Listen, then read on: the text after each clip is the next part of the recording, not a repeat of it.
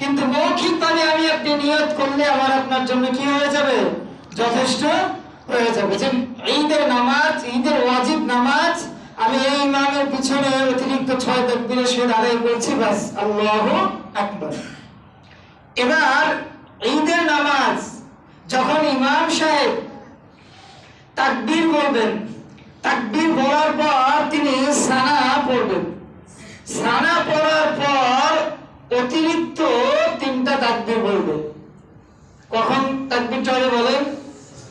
প্রথম তাকবীরের পর আমি আপনি সকলে কি করে নেব, হাত বেঁধে নেব।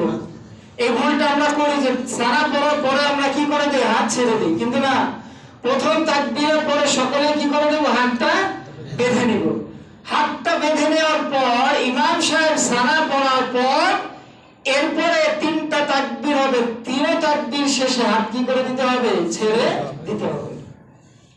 এরপরে যথানিয়ম অনুযায়ী ইমাম সাহেব সূরা ফাতিহা, সূরা কিরাত পড়বেন, রুকু সিজদার মাধ্যমে প্রথম রাকাতে নামাজ শেষ করবেন।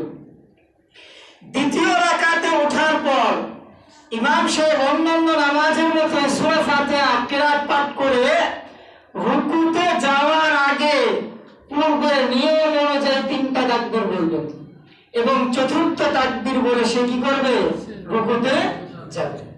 এই হলো ঈদের নামাজের পড়া এবং পড়ানোর একটা